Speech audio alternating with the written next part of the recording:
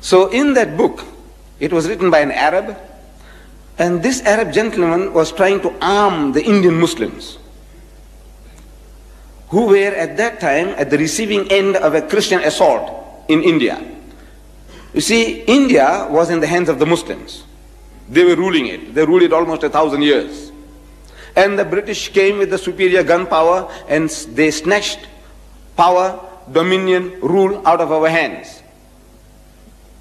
And they felt, and they thought rightly, that if at any time anybody would give them trouble, it will be the Muslims, because they had tasted power, tasted dominion, tasted rule, and once you have tasted it, you aspire to get it once more back again.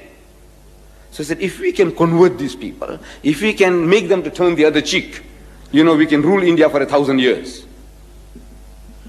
So they started pouring in the missionaries, like frogs in the rainy season, into India. And they started mastering our language and wanting to debate with the Muslims. At first, the Muslims were reluctant. These are our rulers now. They have conquered us. And if we debate with them, they might put us in jail, Robben Island, something like that.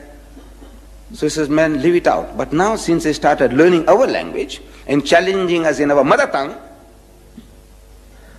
the Muslims were forced to accept the challenge. And Maulana Abdul Aziz of Delhi, this is I'm reading in the book, which made everything interesting to me, which brought me here. That Maulana Abdul Aziz of Delhi, he was forced to accept the challenge. It was a certain reverend founder who was the head of that movement, missionary movement. And according to the appointed time and date, the debate started. The reverend started the debate with requesting the Maulana. Maulana means our Shaykh or Imam in our language, you see, in the language of the Indian Muslim. He said, Maulana Sahib, telling him in Urdu, sir, respected Maulana, get started. Start the ball rolling. So the Maulana said, you see, look, you are our elder brother. In other words, Christianity precedes Islam by 600 years. So you are 600 years senior to us. So as such, you have the first preference. Number two, he said, look, you are our guest. No doubt an unwelcome guest, but a guest at that. So as such, again, you have the first preference.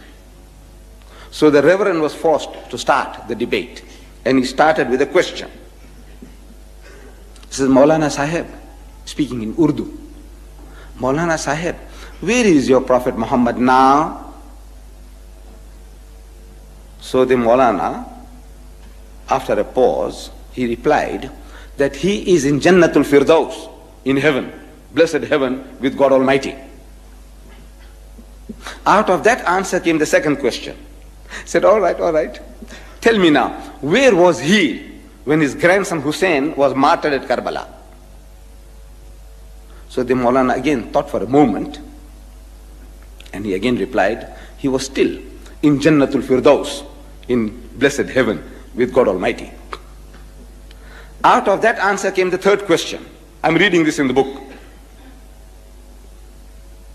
He said, all right, now Maulana Sahib, look, if your Muhammad was with his Allah, as you say, and while his grandson was being butchered, Shaheed, at Karbala, didn't he ask his Allah for help? He said, look, my grandson is being butchered, please, have mercy on him, save him. So there was a long pause. And the Reverend couldn't hold his peace. He started stamping his feet. Come on. Didn't he? Didn't he ask his Allah for help? Because if somebody is bullying me, and if I have a young heavyweight champion next to me, I say, look, man, Akhi, please, man, help me, save me.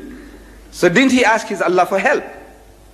So after a long pause, the Maulana said, yes, he did. He did.